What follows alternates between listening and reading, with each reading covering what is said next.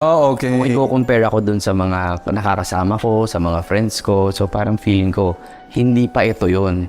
Kasi ang unang libro na binasa ko nun, nasa MLM ako, yung kay Chinkitan na yung How I Made My First Million.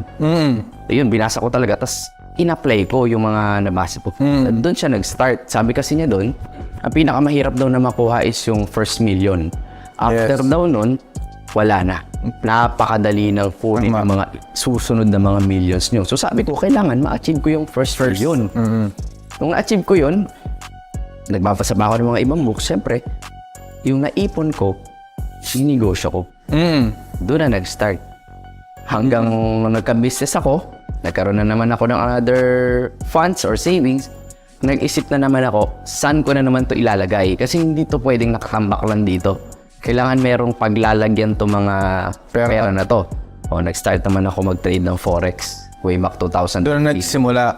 Doon nag-start yung trading journey ko. Saan muna ang networking company na yan? Anong networking company? Networking ako sa Sante Barley, kung narinig nyo na yun. Yung, ano siya barley grass. Iniinom. Masarap yun. And very effective naman talaga yung product nila. Wala akong masabi. Marami na rin akong company na pasukan eh. After noon, nagpaalam ako sa tito ko na nag-invite sa akin doon. I am worldwide. Yan, makikita niyo yung mga billboard nila sa EDSA ngayon. Doon ang huli kong MLM.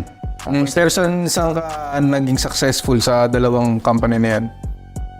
Doon talaga Sante. Doon sa una talaga. Marami nakakakilala sa akin sa Big 500 company. Because ang owner kasi nung Sante Barley is sila rin yung owner ng Big 500. So parang sinabihan ako ng mga owners na okay, mag-open tayo ng company, sister company. So sabi niya, ako daw mag-lead dito. So sumunod naman ako, doon ako pumunta. Doon ako talaga nag-top earner talaga ako ron. Like ako yung top 1 earner sa company na yon. Kaya nakaipon talaga ako doon. Magkano yung pinaka-top na earn mo doon sa company na yan? Medyo maliit pa lang nung time na yun, parang 200 to 300,000 ako monthly nun. Kasi ang pay-in nila or membership, lumalabas 500 pesos lang eh. Kaya Big 500 yung tawag.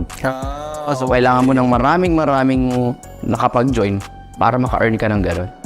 Kaya lang talaga, since ka naging top earner ako, medyo nililibot ko na rin yung mga buong Pilipinas, saka international. Literal, nag-chinaga ako talaga. Nag-build ako ng network talaga, literal.